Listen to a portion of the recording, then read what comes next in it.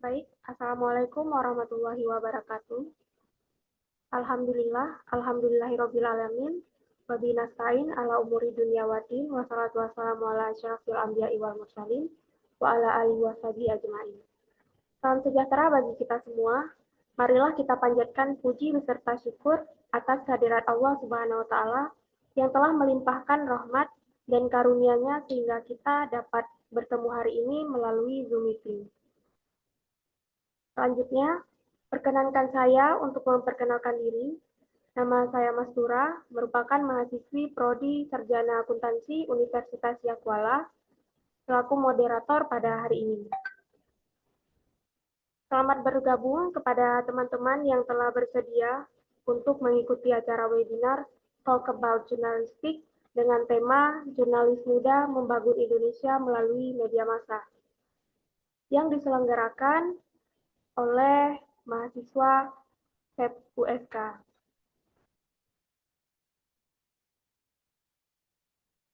Diselenggarakan webinar Talk About Journalistic ini bertujuan untuk memperdalam ilmu mengenai jurnalistik sekaligus sebagai forum diskusi terbuka yang berkaitan dengan jurnalistik.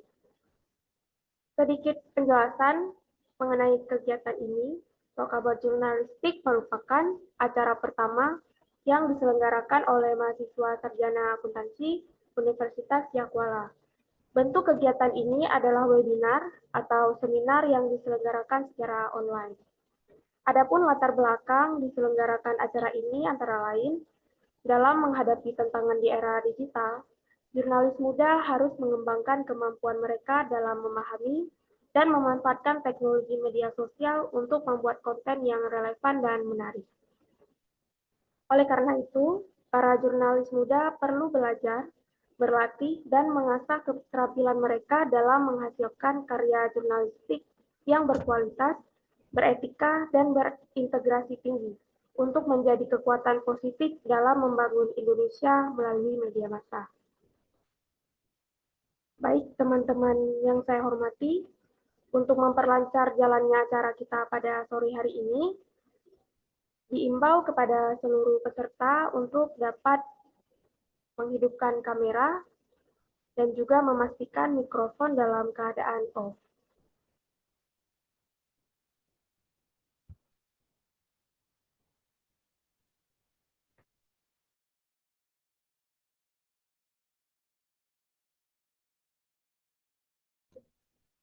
Baik, sebelum melanjutkan sesi pemaparan materi, perkenankan saya untuk memperkenalkan narasumber kita pada webinar Talk About Journalistic kali ini, yaitu Kak Ula Ariska.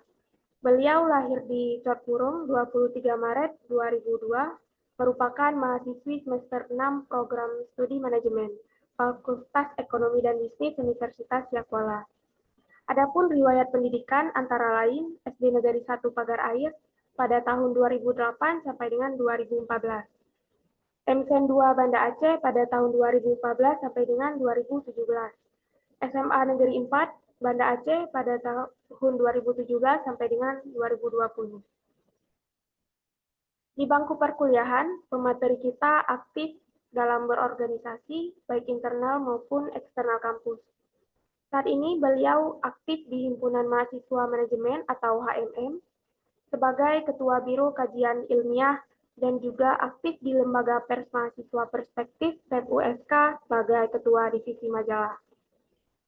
Adapun kegiatan yang pernah diambil, tanggung jawab antara lain pernah menjadi Ketua Seminar Nasional Manajemen Creativity Festival pada tahun 2023, kemudian staf Seminar Nasional Manajemen Creativity Festival pada tahun 2021, kemudian pemateri METS pada tahun 2021, Ketua Bedah Buku di Jurnival LPM Perspektif pada tahun 2021, kemudian Sekretaris Panitia Mega Hunting Jurnalistik di LPM Perspektif dengan mengunjungi 4 kota pada tahun 2022.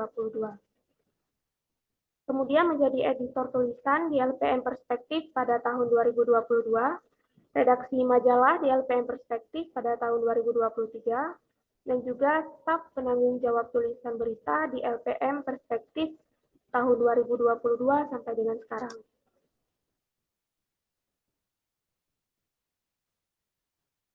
Selain aktif di organisasi, pemateri kita juga aktif mengikuti ajang perlombaan antara lain peserta Olimpiade Sains Nasional atau OSN tingkat Kota Banda Aceh tahun 2019, kemudian peserta Olimpiade Ekonomi se-Aceh tahun 2020, peserta seminar meraih persamaan teori dan praktik keuangan syariah oleh Bank Indonesia tahun 2019, kemudian peserta lomba menulis puisi pada tahun 2019.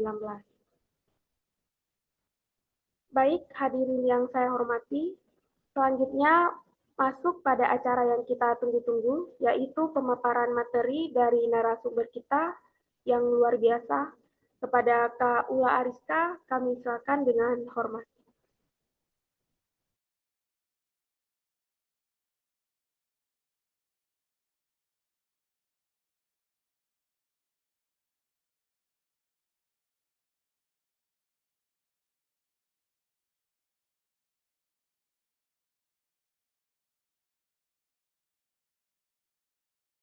Kita menyampaikan suatu informasi sehingga nanti informasi itu bisa dimuat di media massa. Nah, media massa itu kan banyak bentuknya. Ada dari Instagram, terus ada juga yang dari web gitu kan. Sehingga berita-berita itu tuh kita tuh harus up to date selalu nih terhadap isu yang mau kita bahas. Gitu.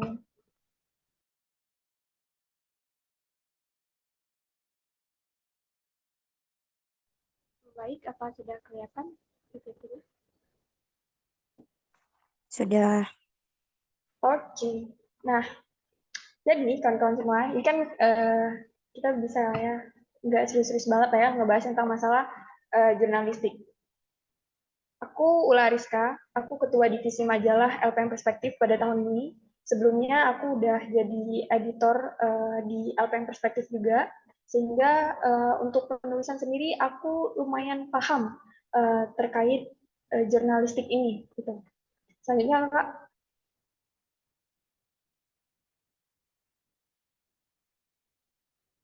Oke, yang paling penting kita harus tahu dulu kan, jurnalistik itu apa sih? Nah, jurnalistik adalah suatu kegiatan mengumpulkan bahan berita, peliputan. Terus kita harus melaporkan peristiwa, kemudian menuliskan berita, lalu mengetik naskah berita tersebut, sehingga uh, kita dapat nih nyajiin dan nyebarin luas berita tersebut melalui media massa yang kayak aku bilang di awal tadi. Dalam mengumpulkan bahan berita, kita otomatis harus mempelajari dulu nih tekniknya, terus kita juga harus mempelajarin jenis berita yang mau kita maksudkan tuh apa. Terus kalau dalam melaporkan peristiwa, nah melaporkan peristiwa ini kita sering banget kan liatin kayak ada wartawan gitu yang nanya-nanya pendapatnya Pak, pendapatnya Bu, dan sebagainya.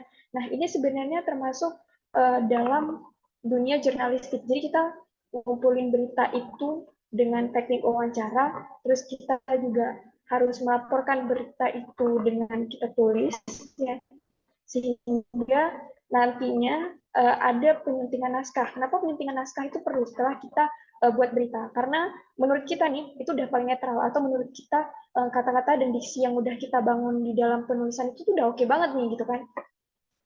Tapi kita juga harus lihat nih banyak banget tulisan-tulisan itu bisa disusupi atau rawan apa ya bahasanya, rawan kena masalah karena bahasa atau diksi yang dipakainya itu kurang gitu.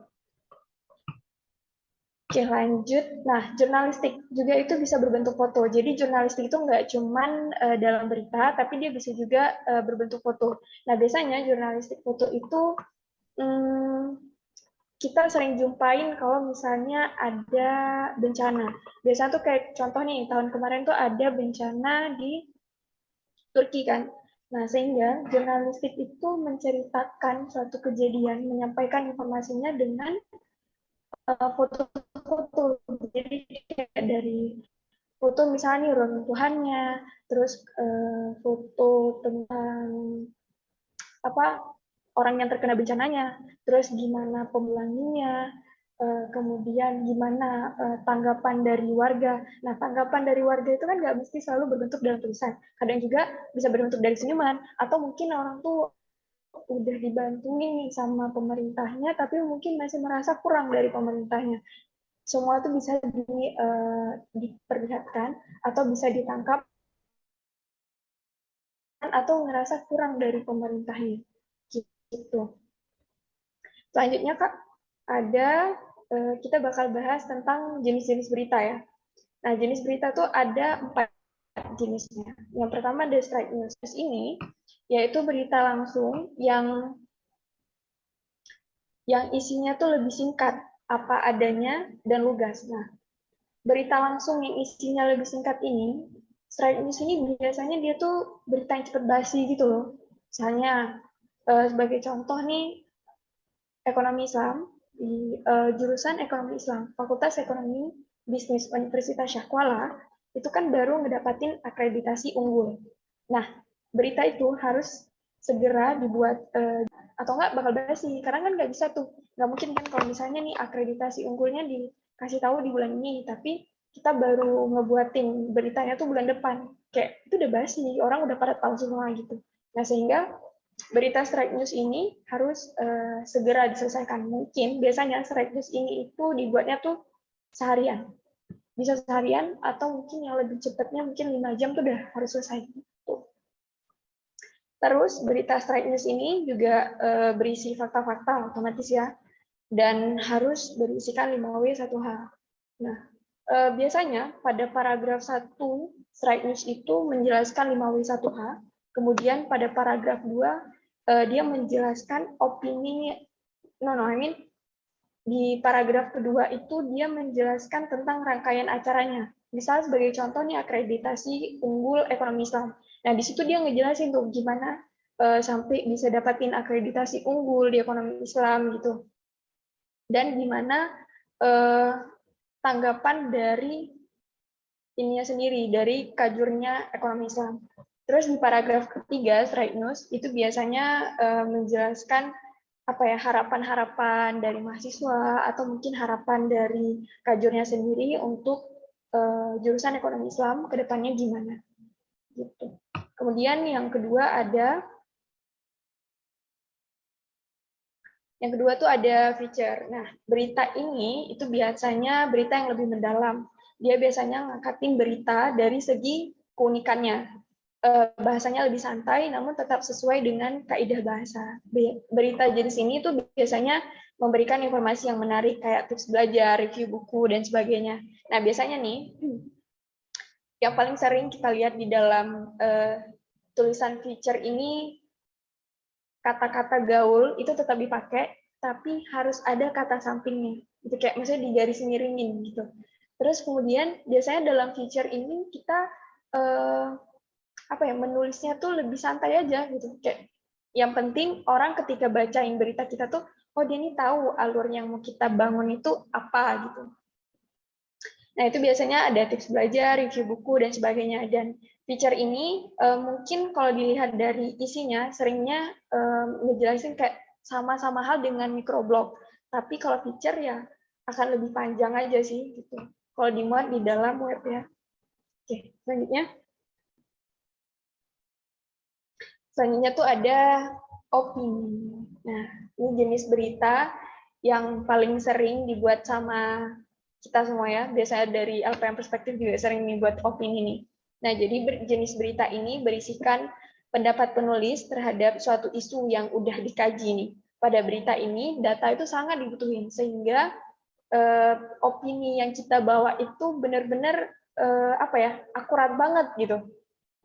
Biasanya alur menulis opini itu kita mulai dari latar belakang. Nah, latar belakang itu menentukan kan ke depannya tuh apa sih yang mau dibahas. Sehingga di latar belakang ini harusnya penulis itu mampu ngebuat kita tuh tertarik untuk membaca lebih lanjut. Dan di latar belakangnya itu biasanya kita udah ngasih bumbu-bumbu nih kayaknya nih bakal diisinya nih bakal sebuah apa nih tulisannya. Itu juga penting. Terus yang kedua ada pendapat. Nah, pendapat ini tergantung dari permasalahan yang mau kita bangun kan. Maksudnya isu yang lagi kita kaji itu apa. Nah, pendapat ini tuh penting banget. Kemudian pendapat ini adalah pendapat kita sebenarnya. Pendapat yang mau kita bangun di dalam isu tersebut. Terus kemudian ada bukti atau argumen yang mendukung. Nah, bukti atau argumen yang mendukung ini itu adalah sebenarnya bukti dari orang lain. Sehingga opini ini sebenarnya gini, orang-orang anggap bahwa opini itu punya kita sendiri. Kita sendiri ya udah kita kasih lalu dipublish gitu kan. Padahal opini itu punya kita, terus kita harus nambahin pendapat orang yang sesuai sama opini kita. Jadi kalau misalnya nih kita menolak adanya kenaikan BBM gitu kan, kita harus ngedapatin opini orang yang nolak BBM juga dengan data-data yang misalnya kayak kalau misalnya naik BBM nanti harga harga bahan bakal melonjak gitu. Kitanya juga jadi masyarakat bakal susah lagi dong untuk beli barang, bakal harus keluarin uang lebih banyak lagi dong. Berarti kemungkinan bakal ada inflasi juga dong. Nah, hal-hal itu tuh penting di dalam menulis opini sehingga data yang kita punya itu kan lebih banyak. Jadi orang pas baca berita kita tuh benar-benar dia dapatin semua yang dia mau. 5W1 hanya tuh dapat semua gitu. Terus kemudian ada kesimpulan. Nah, kesimpulan ini adalah kita harap di dalam kesimpulan itu udah mencakup kesimpulan dari pendapat dia dan kesimpulan dari argumen yang mendukung itu. Terus yang di terakhir itu ada pandangan mahasiswa terhadap hasil kesimpulan. Biasanya karena aku nih ngasih contoh BBM naik itu dari pandangan mahasiswa, jadi kita perlu masuk ini pandangan mahasiswa terhadap hasil kesimpulan itu. Dan tergantung dari isu yang kita bangun. Biasanya kalau misalnya isunya berkaitan dengan dengan masyarakat, berarti harus ada pandangan masyarakat terhadap kesimpulan yang udah kita bangun itu. Gitu. Terus lanjut. Terus ada in-depth. Nah, jenis berita ini itu dia membahas topik lebih dalam dan diperlukan interogasi sih. Serta juga dibutuhkan data dan analisis sehingga memakan waktu lebih lama. Penulisan ini harus ada latar belakangnya dan diwajibkan membahas secara tuntas permasalahannya. Sebagai contoh, vonis hukuman Verdi Sambo. Itu sebenarnya vonis hukuman Verdi Sambo kan udah lama ya. Mungkin kita kasih contoh masalah in-depth ini kayak masalah yang lagi hangat di Fakultas Ekonomi Bisnis, yaitu masalah aklamasi. Nah, masalah aklamasi ini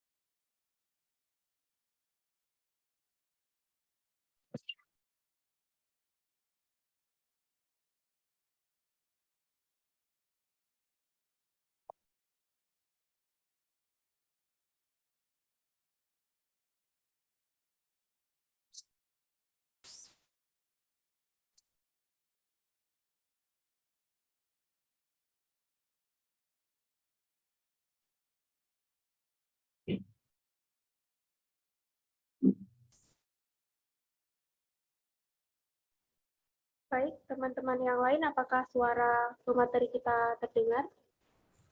Enggak, Kak.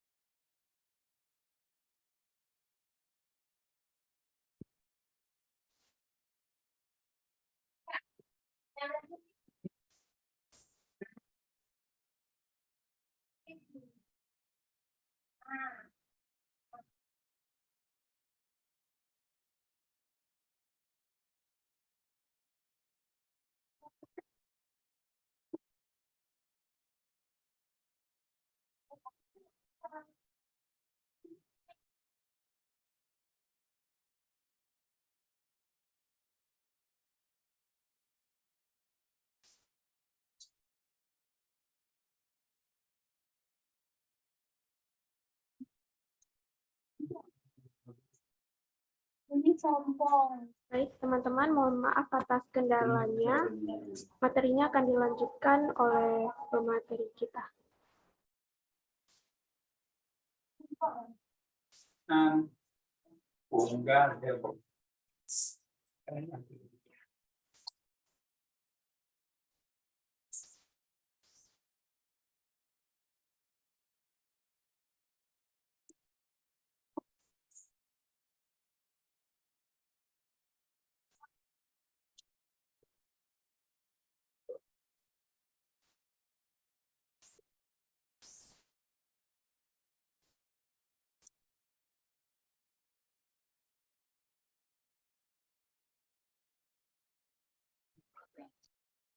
Oke, kita lanjutin ya. Tadi kan kita udah lagi ngebahas masalah in-depth kan. Nah, jadi berita in-depth ini sangat penting buat kita. Kita harus paham alur dari penulisan in-depth-nya sendiri. Terus juga kita di in-depth ini intinya adalah kita paham apa yang mau kita bahas.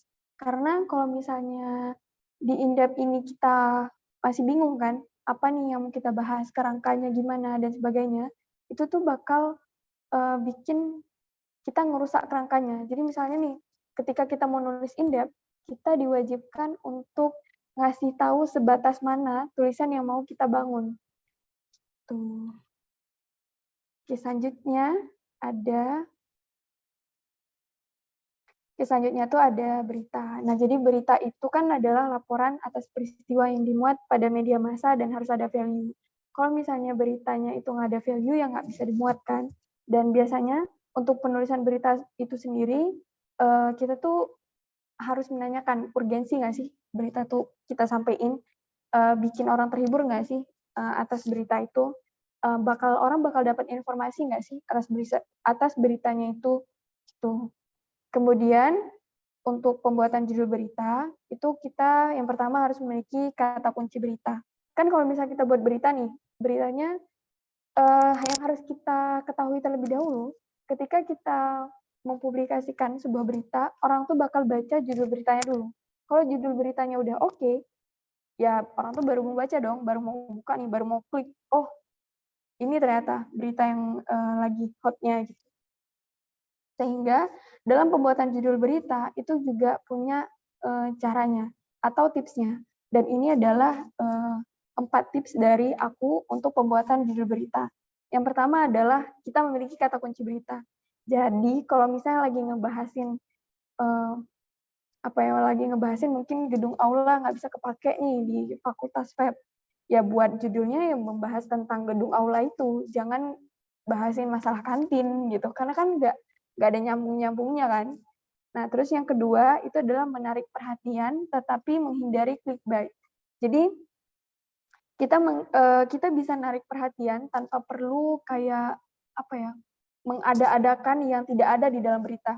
Jadi kayak misalnya beritanya tentang gedung aula nih, benar tentang gedung aula, tapi kita membesar-besarkannya. Sedangkan waktu dibaca beritanya tuh ya nggak ada tuh kata-kata yang menjelaskan tentang gedung aula tadi. Tuh. Terus yang ketiga adalah menyesuaikan dengan jenis berita, karena kalau misalnya jenis berita straight news, kita tuh harus ngasih tahu judulnya tuh udah harus menjelaskan isinya. Kayak misalnya tadi akreditasi ekonomi Islam jadi unggul gitu kan. Nah itu emang harus ditaruh di judulnya. Nggak bisa tiba-tiba dibahas atau diubah jadi yang lain gitu. Terus kemudian kalau misalnya dalam bentuk feature atau mungkin dalam bentuk in-depth gitu atau opini, nah itu kita boleh tuh nulis dalam judulnya tuh dengan dengan yang menarik atau sesuai dengan kreatif kita. Terus juga dalam pembuatan judul berita, itu kita boleh gunain tanda tanya, tapi nggak di awal kalimat. Kenapa? Karena itu menjelaskan atau gimana ya, itu kayak kurang aja gitu. Misal nih, gedung aula, tanda tanya. Kenapa nggak bisa dipakai dulu gitu. Nah itu kan nggak bisa, jadi kayak gedung aula, kenapa nggak bisa dipakai dulu, nah baru tanda tanya. Jadi kalau pembuatan judul itu diusahain yang menarik dan sesuai sama kreatif kalian lah, kalian kan pasti lebih kreatif kan. Nah jadi itu sih yang lebih penting dari pembuatan judul berita. Kemudian itu adalah mencari pendahuluan berita yang baik. Nah, kalau misalnya mau buat berita tuh kan kita mulai dari latar belakang kan. Otomatis ketika kita buat berita itu kita harus tahu apa yang mau kita bahas ke depannya. Sehingga kalau mau buat berita yang baik itu cari pendahuluannya tuh menggunakan fakta atau data yang menarik. Misal cuaca di Aceh sekarang tuh lagi panas karena mendekati suhu berapa gitu. Nah, itu kan sebenarnya hal menarik di awal gitu. Jadi sehingga itu perlu buat kita nulis nih. Terus kemudian yang kedua adanya menggunakan kutipan yang sesuai dengan berita. Misalnya menurut profesor siapa? Nah, misal siapalah gitu ya menurut WD3 nih gitu. Menurut WD3 aklamasi kurang baik digunakan di Fakultas Ekonomi karena itu mengurangi rasa demokrasi kampus gitu. Nah, itu bisa juga tuh di awalnya kita taruh itu pendahuluannya sehingga nanti di tengah tuh kita bisa lebih rinci gitu loh dalam menjelaskan terkait beritanya. Oke, selanjutnya. Selanjutnya itu ada cara membuat berita. Nah, cara membuat berita itu ada 4. Yang pertama adalah menetapkan jenis berita, karena kalau misalnya kita nggak netapin jenis berita, itu bakal nyusahin kita dalam pemakaian kata-kata, dalam cari judul juga, dalam ngebuat kerangka tulisan juga. Dan kita harus buat arah tulisannya nih. Misalnya nih arah tulisannya kontra. Jadi dari awal kita tuh udah kontra. Jangan nanti di awal kontra, di tengah pro, terus di akhirnya netral tuh kan agak susah ya, kita pas ngebacanya tuh kayak nggak seru aja gitu, karena nggak lurus gitu. Arah tulisannya nggak jelas, dia mau kontra kah atau pro kah gitu. Terus yang kedua, itu adalah menentukan siapa yang diwawancara. Kalau misalnya di tulisan straight news, terus di tulisan in-depth, itu kan perlu wawancara. Perlu. Jadi beberapa tulisan itu yang perlu wawancara, kita tuh harus nentuin. Kayak misalnya nih ya, contohnya permasalahan ekonomi, permasalahan aklamasi nih. Ada yang aklamasi ketua BEM kita di Fakultas Ekonomi Bisnis. Nah, itu kan yang kita wawancara otomatis ada WD3-nya, ada ketua BEM sebelumnya, ada ormawannya, ada himpunannya, ada KBM-nya, ada si ini mahasiswa-mahasiswa yang biasa-biasa aja gitu. Kan kita otomatis harus harus nanyain kan pendapat orang tuh gimana, argumennya dan sebagaimana. Sehingga kita tuh harus nentuin siapa yang diwawancara. Jangan misal contoh nih, kita mau bahas masalah aklamasi ini. Itu kan yang harus diwawancara WD3-nya kan, Pak Jamal. Jangan tiba-tiba kita wawancaranya WD2 yang ngurus sarana prasarana. Itu kan udah nggak nyambung ya. Nah, gitu sih. Terus yang ketiga adalah menyiapkan pertanyaan dan skill improvisasi. Nah, menyiapkan pertanyaan ini harus kita buat. Jadi jangan pas kita nyampe kita nggak tahu nih mau nanya apa ya sama Bapak ini. Kita tuh perlunya yang mana nih tentang Bapak ini? Kita perlu bagian pro-nya kah atau kita perlu bagian kontranya? Dan kenapa skill improvisasi itu penting? Karena biasanya ketika narasumber menjawab pertanyaan itu, kita tiba-tiba mikir lain gitu kayak, oh berarti kalau jawabannya ini kemungkinan kesimpulannya ini. Nah, ketika kita wawancara itu jauhin banget yang namanya kesimpulan. Jadi kita bisa langsung nanyain langsung sama narasumbernya apa sih yang dia maksud sebenar-benarnya gitu. Terus yang keempat adalah kemauan. Otomatis kalau mau buat berita harus ada maunya. Karena kalau misalnya nggak mau ya itu cuma ada di kepala kita. Opini itu cuma ada di kepala kita.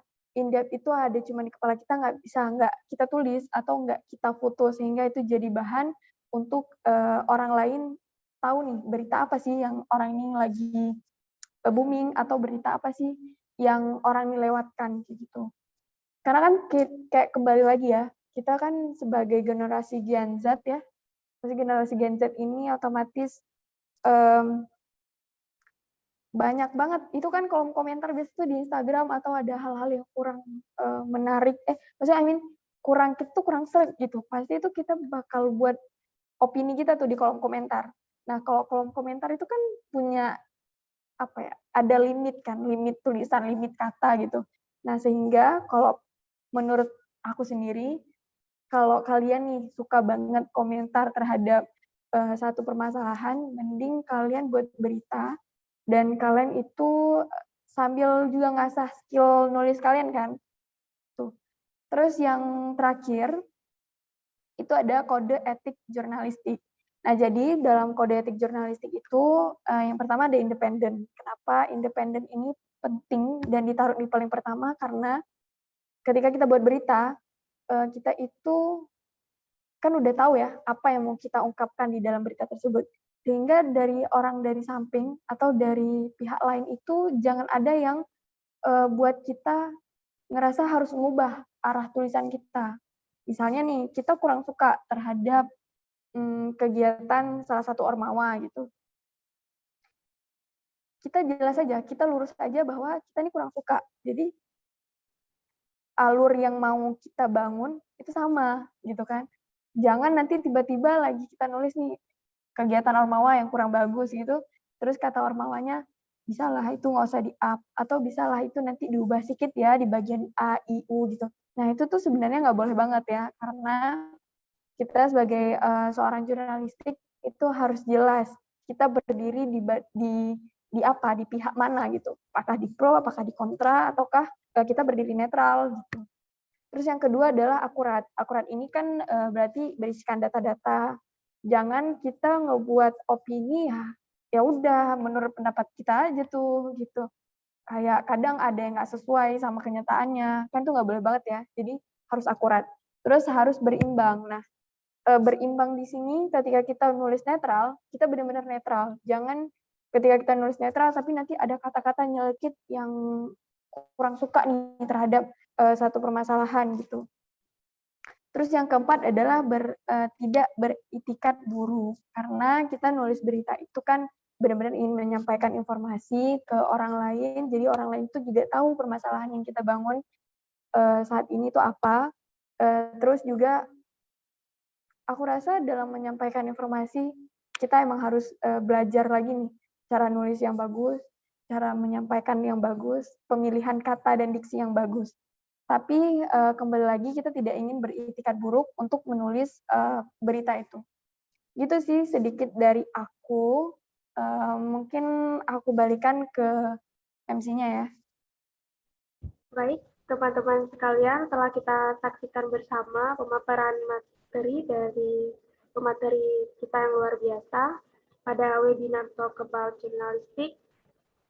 Selanjutnya kita beralih ke sesi tanya-jawab.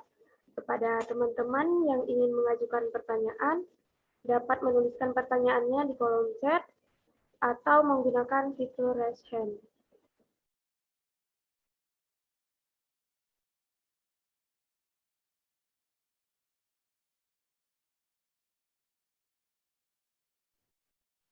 Baik, pertanyaan pertama dari Dea Diva Natasha. Dipersilakan. Baik, sebelumnya terima kasih Kak. Mohon maaf juga karena off cam, karena kendala jaringan.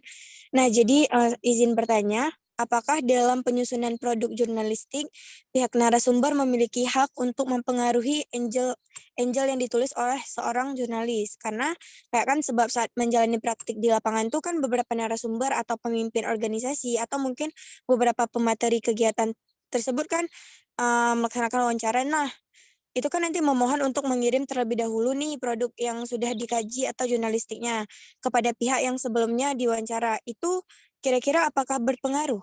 Terima kasih. Baik, pertanyaan yang luar biasa ya dari peserta kita. Mungkin jawabannya bisa dijawab langsung ya sama pemateri kita. Pada Kak Ula, silakan.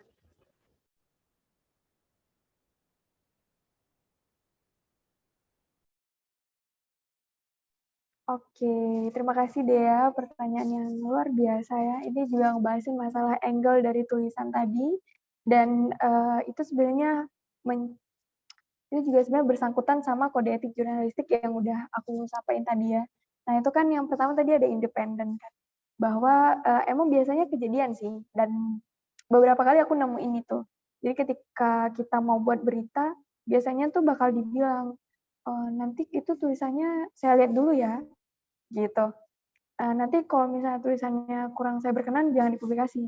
Nah, sehingga hal-hal kayak gitu kan nggak bisa kita hindari. Kadang yang mau kita bangun itu, maksudnya berita itu benar-benar harus diangkat, tapi dari pihak, narsumnya itu banyak banget tuh permintaannya, entah angle-nya harus diubah atau, sebagainya. Karena kan sebenarnya gini, ketika kita wawancara narsum, kita kan minta kesediaannya terlebih dahulu kan untuk mau nggak diwawancara, mau nggak Pak atau Ibu nih diwawancara dengan, judul kami mau ngangkat ini, kenapa kami angkat ini, kan kita kasih tahu dulu nih. Nah, sekiranya ketika nanti, diizinkan untuk, mengutip atau diizinkan, informasi yang Bapak dan Ibu ini punya, kemudian kita tulis kembali di dalam tulisan, mungkin mereka punya banyak request gitu kan. Sehingga untuk mengatasi hal tersebut yang pertama yang harus kita lakukan adalah berdiskusi. Karena berdiskusi itu penting ya, berdiskusi bukan memengaruhi. Karena beda tuh diskusi sama memengaruhi. Kalau memengaruhi kan emang dia maunya yang bagus-bagusnya aja mungkin yang kita up gitu. Tapi kalau diskusi kan kita bisa bilang nih, tulisan yang kami bangun tuh gini Pak, jadi kalian bisa ngomongin terlebih dahulu nih, kira-kira mau nggak di-up tulisannya, tapi dalam bentuk, dalam angle A gitu, atau mungkin, boleh nggak Pak kami up ini permasalahan ini, tapi, nggak terlalu, apa ya, nggak terlalu rinci, tapi jelas data dan, akuratnya tuh jelas gitu. Itu sih mungkin dari pendapat aku sendiri. Mungkin ada yang lain?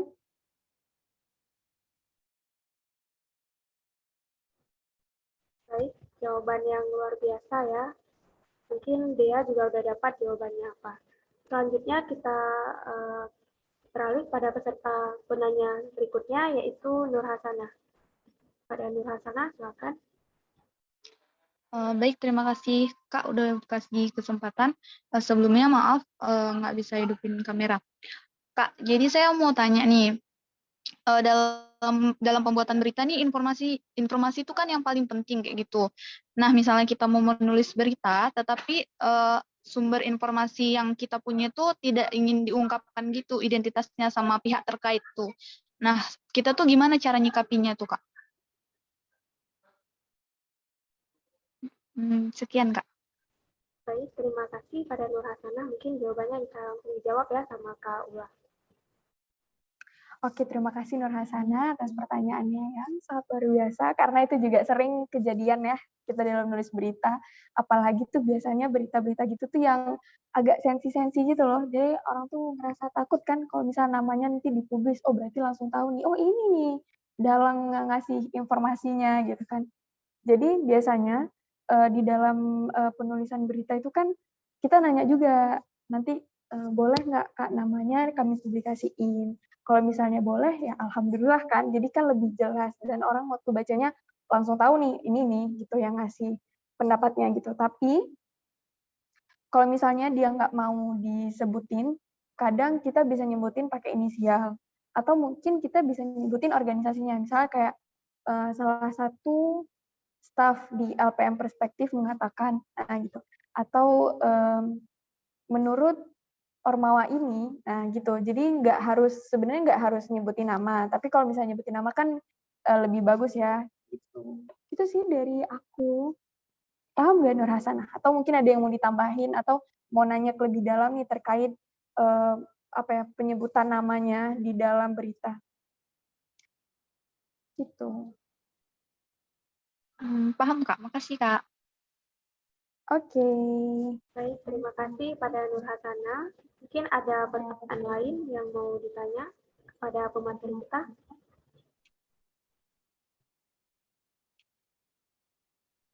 Diingatkan kembali kepada teman-teman yang ingin bertanya, mungkin bisa tanya di kolom chat atau juga dengan menggunakan fitur raise hand.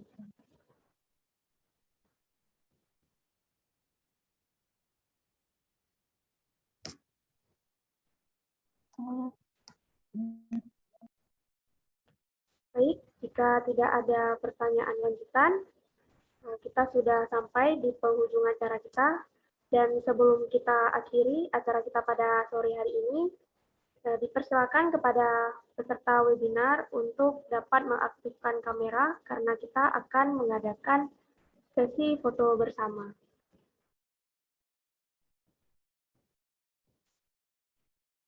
Baik, 1, 2, 3.